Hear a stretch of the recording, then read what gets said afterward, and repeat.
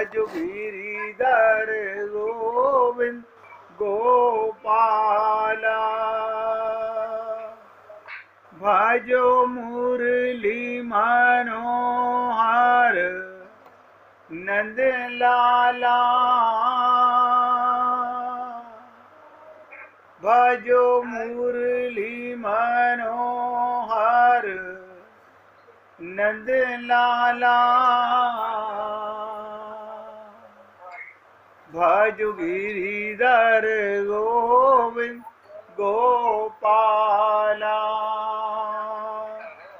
भजो गिरिधर गोविंद गोपाला, भजो मुरली मनोहर नंद लाला, भजो मुरली मनोहर नंद लाला, भजो गिरिधर गोविंद गोपाला, भजो गिरिधर गोविंद गोपाला।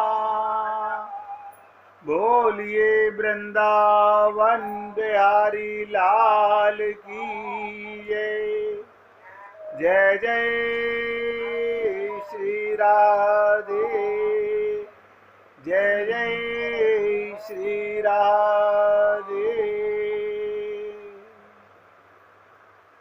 सभी भक्तों से निवेदन, बहुत एकाग्रचित होकर सत्संग के प्रत्येक शब्द को पूरी एकाग्रता के साथ सुनने और समझने का प्रयत्न कीजिएगा। 3 दिन तक आपके साथ शरद पूर्णिमा की चर्चा, आप और हम लोग इस माइक देह बुद्धि से, देह मन से उसका रसास्वादन नहीं कर सकते। सुनते तो हैं, लेकिन उसके रस अमृत को, क्योंकि आत्मा उसकी पात्र है, दिव्य मन दिव्य बुद्धि, यही मन यही बुद्धि यही सूक्ष्म शरीर जो आप और हमारे पास है, यही दिव्य बनता है। दिव्य बनता कैसे है? केवल शरणागति से, मन बुद्धि का सरेंडर करने से। जैसे गंगा में गोता लगाने से आपका देह गीला होता है, शरीर गीला होता है, मन गीला नहीं होता, बुद्धि गीली नहीं होती। इसी प्रकार से जब तक हम भगवान की और अपने गुरु की शरणागति, और शरणागति में कुछ नहीं करना, केवल मन बुद्धि का सरेंडर करना है। अब उद्धव और गोपियों के संवाद को आगे बढ़ाते हुए आप सब पुण्य आत्माओं से निवेदन करूंगा, बहुत एकाग्रचित होकर सुनिएगा। सुखदेव परमहंस राजा परीक्षित से कहते हैं कि उद्धव ने, संवाद वही रहेगा उद्धव और गोपियों का, लेकिन सुखदेव परमहंस परीक्षित को बता रहे हैं कि उद्धव जी ने गोपियों की श्री कृष्ण दर्शन की लालसा को देखा। अब समझिए इसमें क्या समझेंगे। आप और हम लोग भी मंदिर में दर्शन करने जाते हैं, हमारी भी लालसा होती है हम सबसे आगे जाके दर्शन करें। ये लालसा नहीं,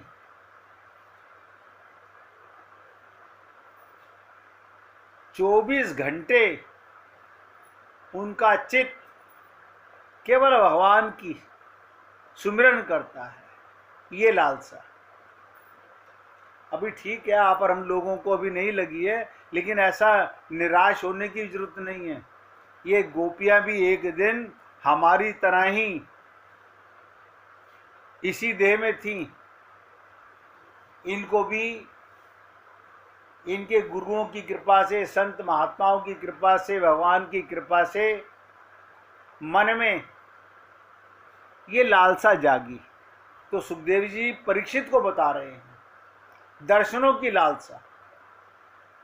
देखो, गोपी ने कहा हमारे सर पर श्री कृष्ण अपनी भुजा कब रखेंगे। भुजा रखने का स्थान सोचिएगा, कंधा होता है, सर तो होता नहीं है। तो कहना यह था कि हमारे कंधे पर अपना हाथ कब रखेंगे, लेकिन गोपी कह गई कब हमारे सर पर अपनी भुजा रख देंगे। अब आप सोचिएगा, आप और हम लोग इस गहराई को भी कैसे समझ सकते हैं। गंभीरता से समझने का प्रयत्न कीजिएगा। भगवान श्री कृष्ण के बगल में बाईं ओर श्री राधा रानी खड़ी हैं और उनका सिर, राधा रानी का सिर भगवान श्री कृष्ण की भुजा के नीचे आ जाता है। अब भुजा के नीचे सर आवेगा, हाथ तो प्रिय स्थान पर पहुंच जाएगा, प्रिय स्थान पर पहुंच जाएगा। इसलिए ये नहीं कहा कि हमारे कपोल पर अपना हाथ रखें, हमारे वक्ष स्थल पर अपना हाथ रखें। वो कहते हैं अपनी भुजा हमारे सर पर रखें। अब ये गोपियों की मौज है। कल आपके साथ में चर्चा में मैंने निवेदन किया था कि गोपियां अपने को भगवान से अलग समझती ही नहीं। उनका तन, उनका मन, सब कुछ भगवान के लिए समर्पित है।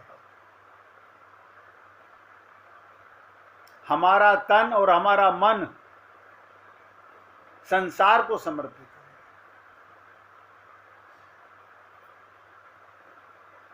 अब उद्धव जी ने देखा कि गोपी को ना तो लोक का ध्यान है, संसार का ध्यान है। देखिए, आप और हम लोग लोक मर्यादा में बहुत जीते हैं। हमें गुरु से भी कोई शब्द बोलना हो तो हम ये सोचते हैं कि बोलें कि ना बोलें। भगवान से भी बोलते हैं, आपके हृदय में भगवान बैठा हुआ है। आप बोलोगे नहीं तो भी वो मन की बातों को जानता है। हमारे लिए लोक लज्जा पहले है, लेकिन गोपियों को ना लोक की परवाह है, ना परलोक की, ना धर्म का ध्यान है, ना मोक्ष का ध्यान है।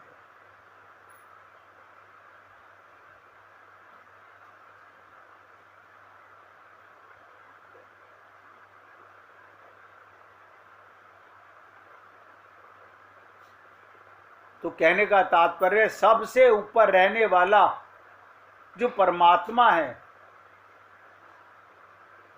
वो है पति, जिसके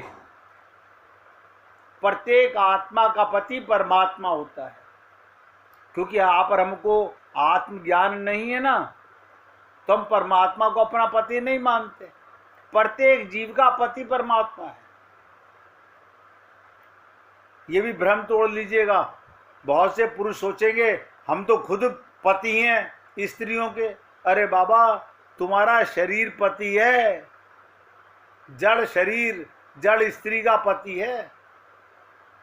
आत्मा का कोई पति पत्नी नहीं होती। आत्मा सब परमात्मा की पत्नियां हैं। ये ज्ञान नहीं है अभी।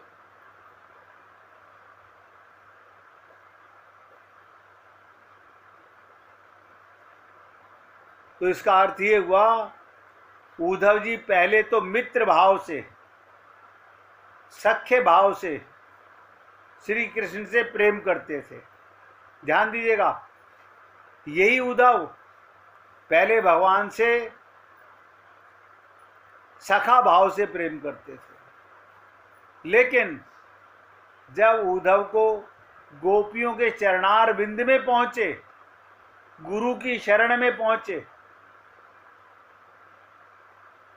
एक बार मुझसे कोई पूछ रहा था कि क्या किसी स्त्री को गुरु धारण करने में, अरे मैंने कहा बाबा, तुम शरीर को स्त्री मानते हो।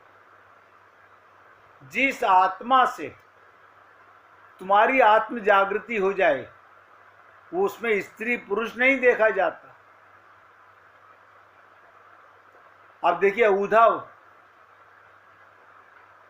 द्वापर के सबसे परम ज्ञानी, सबसे परम विद्वान, सबसे ज्यादा शास्त्रों के मर्मज्ञ, बृहस्पति के शिष्य, गोपियों को अपना गुरु मानते हैं।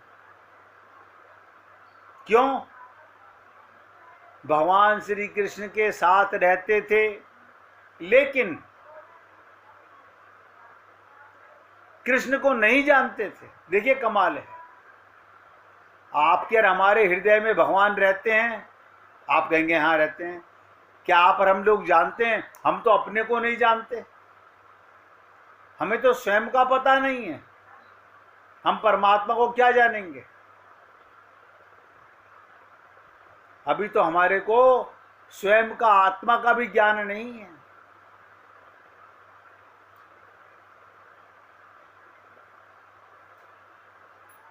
पहले सखा भाव से, लेकिन अब जब से गुरु मिले, जब से गोपियां मिली, यही उद्धव सखी भाव से श्री कृष्ण की उपासना करने लगे। बताओ कमाल है। यानी पुरुष पुरुष की उपासना कर रहा है? ना ना ना ना, ये गुरु तत्व से, गुरु से ज्ञान मिला, गोपियों से ज्ञान मिला कि मैं आत्मा हूं और श्री कृष्ण परमात्मा है। यानी सखा भाव बनाओ, सखी भाव बनाओ, प्रीतम भाव बनाओ, पति भाव बनाओ।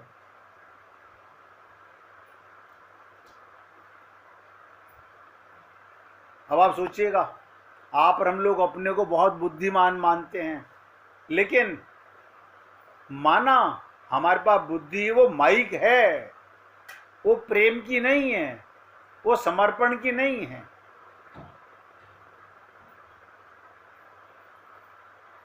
एक ग्रंथ में मैं एक बार किसी संत को पढ़ रहा था, तो उसमें आया उद्धव कौन? उत जिनका धव है, उत जिनका धव है। ये क्या मतलब? श्री कृष्ण को पति मानकर भजन करने वाले। ये किससे, कैसे प्रभाव मिला?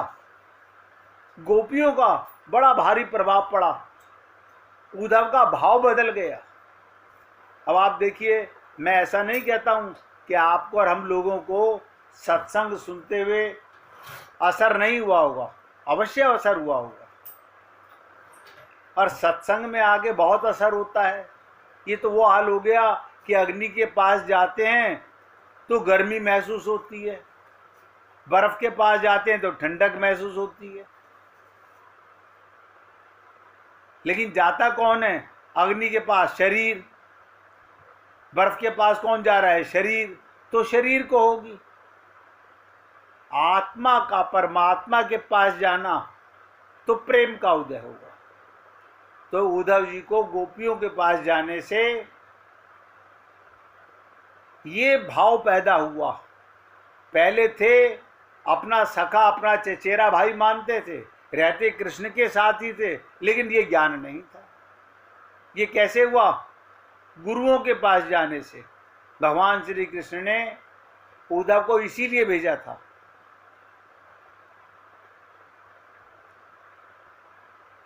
देखा उन्होंने अपने आप को। देखिएगा, उद्धव ने अपने आप को देखा। क्या देखा? अरे गोपी नहीं देखी, उन्होंने एक चीज देखी, एक भाव देखा। आप देखिएगा, अगर आप और हम लोग 2, 4, 10, 20, 50, 100 स्त्रियों में जाएंगे, हमको क्या नजर आएगा? हमारी माइक आंख यही देखेगी, ये जवान है, ये बूढ़ी है, ये काली है, ये गोरी है। हम यही देखेंगे, हमें मिट्टी ही नजर आएगी, क्योंकि मिट्टी की आंख से मिट्टी नजर आती है। बहुत ध्यान से सुनिएगा। तो उद्धव ने देखा, उन्होंने अपने आप को क्या देखा? अरे गोपी नहीं देखी, उन्होंने एक चीज देखी, एक भाव देखा। अब आप देखिएगा, जिस दिन आपको आत्मज्ञान होगा, आपको प्रेम का भाव परमात्मा के प्रति अपने आप होगा। अभी हम शरीर मानते हैं, हमारा लाख संत महात्मा कहें, लाख भगवान आके हमसे कहें कि माम एकम शरणम ब्रज, आप कहते रहो, कहने से क्या होता है? हम प्यार तो अपने परिवार से ही करेंगे। कारण क्या है? हमें मैं का पता ही नहीं है। जब तक हम अपने को देह शरीर मानते रहेंगे, कितने ही वेद शास्त्र पुराण पढ़ लें,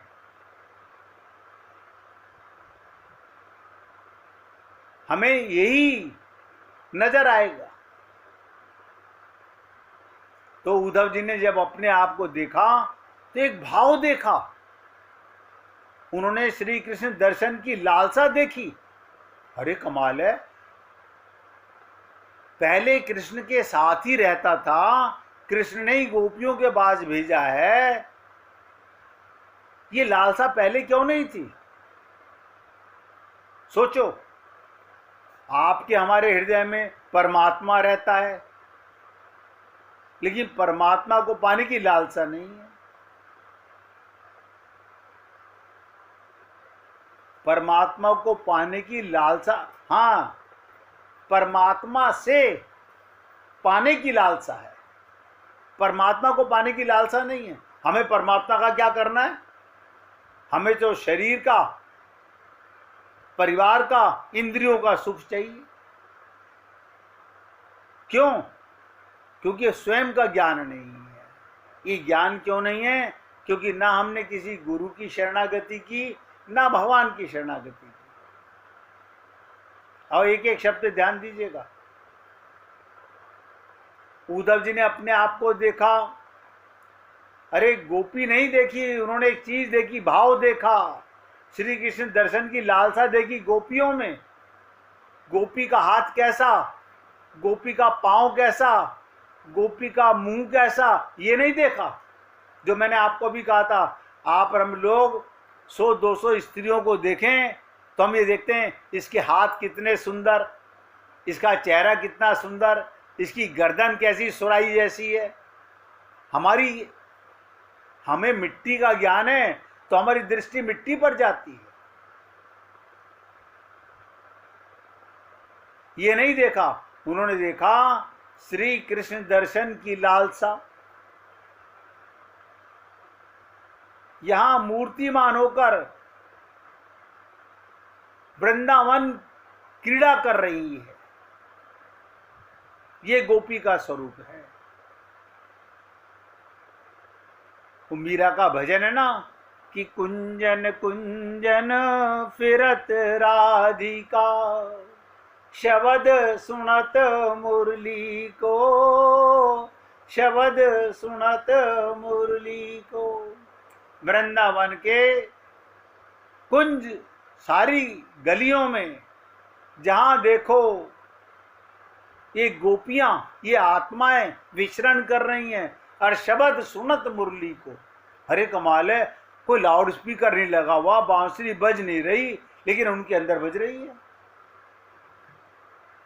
अभी कल हमने आपसे निवेदन किया कि सारी गोपियां भगवान श्री कृष्ण के पास गईं और सब पतियों को यह एहसास रहा, हमारी पत्नी हमारे पास है, हमारे घर में है, हमारे साथी सो रही है बिस्तर पर,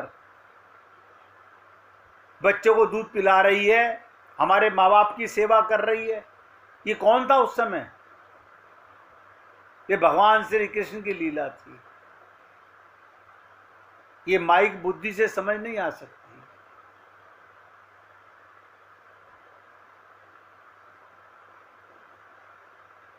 तो श्री कृष्ण दर्शन की लालसा ही यहां मूर्तिमान होके वृंदावन में क्रीड़ा कर रही है। यह गोपी का स्वरूप वृंदावन के भक्तों ने बताया। गोपी का क्या स्वरूप है? अब आपसे कोई पूछे गोपी का स्वरूप कैसा, हम जैसे माइक जीवों से पूछेगा, अरे स्त्रियां जैसे होती हैं ऐसे गोपी होगी? ना ना ना, ये तो जो भगवान के प्रेम के लंपट संत महात्मा होते हैं वो कहते हैं प्यास ही को रूप मानो, प्यारी जू को रूप है। उनकी प्यास, उनकी लालसा, उनकी जिज्ञासा, ये गोपी है। सभी पुण्य आत्मा इस बात को केवल सुने नहीं, जागने का प्रयत्न करें। ये मनुष्य शरीर सुनने के लिए नहीं, सुनते सुनते तो हमें अनंत जन्म हो गए। हम रामावतार में भी थे, कृष्णावतार में भी थे, नरसिंह अवतार में भी थे, वामन अवतार में भी थे, लेकिन जागे नहीं अभी तक। और अब ऐसा मौका मिला है कि कलयुग केवल नाम आधारा, सुमिर सुमिर नर उतरहि पारा। ये मौका मिला है जागने का। ये शरीर की जागृति जागना नहीं होता, आत्म जागृति को जागना कहते हैं। तो वृंदावन के संत कहते हैं प्यास ही को रूप मानो, प्यारी जू को रूप है। यही प्यास, यही प्यास आपकी भगवान की ओर अगर ले चले तो समझिएगा, ध्यान से सुनेंगे, जब भगवान की लगन लग जाती है, भगवान की ओर जीवन की गति हो जाती है, जीवन की गति, तो जीवन दूसरी ओर जा नहीं सकता, जा नहीं सकता। जेब कतरा बड़े से बड़े मंदिर में भी भगवान को देखने नहीं जाता, वो जेब पर हाथ लगाने जाता है किसमें माल ज्यादा है। लगन की बात है, जेब कतरे की लगन जेब काटने की है। हम लोगों की लगन अपना प्रसाद पंडित को पकड़ा के प्रसाद देखने की होती है, मेरा प्रसाद किसी और को ना दे दें।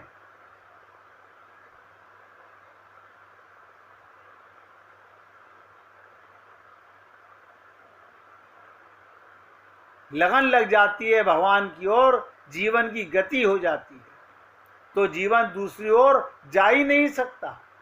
यदि जाता है इसका यही अर्थ कि जीवन की गति अभी भगवान की ओर नहीं है। छोटी सी कथा के माध्यम से सुनने का प्रयत्न कीजिएगा। एक बूढ़े महात्मा जंगल में रहते थे, उनके पास एक राजा संन्यास लेकर आए। बूढ़े महात्मा ने सोचा जरा इसकी परीक्षा की जाए। एक बार नए महात्मा क्षेत्र में रोटी लेकर आ रहे थे, इन्होंने जरा कोनी मार दी, इस पर रोटी गिर गई, किंतु उन्होंने बड़े प्रेम पूर्वक बिना किसी क्षोभ के रोटी उठा ली और चल दिए। फिर पीछे धक्का दिया और रोटी फिर गिर गई। इस बार नए महात्मा जो ताजा ताजा भी सन्यास लेके आए थे राजा, रोटी उठा ली पर जरा हंसे, पुनः आगे फिर बढ़ गए। उन्होंने फिर वैसा ही किया, रोटी गिरा दी। एक बार हंसे, एक बार खड़े हो गए, हाथ जोड़कर बोले महाराज आपने बड़ी कृपा की। देखिएगा महाराज आपने बड़ी कृपा की, मेरी परीक्षा ली। मैं इतने बड़े राज्य का त्याग करके यहां आया हूं। इस रोटी वाली बात ने मुझे कौन सा क्षोभ होगा? महात्मा जी बोले इसलिए रोटी गिराई है, तुम्हें अभी तक राज्य के त्याग की बात याद है। देखिएगा आप और हम लोग, हमने ये दान तो कर दिया है, हम सब लोग, हम सब की बात बता रहा हूं, हम सब 100%, हाँ ये दान तो हम कर चुके हैं, ये दान तो हम कर चुके हैं। दान करा हुआ तो भूल जाना चाहिए। कहते तो ये हाथ दान करे तो दूसरे को पता ना चले, हमें याद रहता है। ये तो हम कर चुके। सावन के 16 सोमवार तो हम कर चुके, कार्तिक के तो कई महीने हम नहा चुके। हम सबका ये तो हाल है। तो संत बोले रोटी गिराई इसलिए थी बार बार कि तुम कुछ तो बोलोगे। तुमने कहा ना अभी तक राज्य के त्याग की बात याद है, इतना बड़ा त्याग करके आ गए, ये तुम अपने मन में याद रखते हो? और यदि सुनना भी चाहोगे कि कितना बड़ा त्यागी है, अगर राज्य का महत्व तुम्हारे मन में बना हुआ है तो राज्य का त्याग कहाँ हुआ? इस त्याग का भी त्याग कर दो तब ठीक है। गोपी बनना चाहते हो, भगवान को धोखा नहीं दे सकते। 1 मिनट महामंत्र का जाप करेंगे, फिर आगे बढ़ेंगे। हरे कृष्ण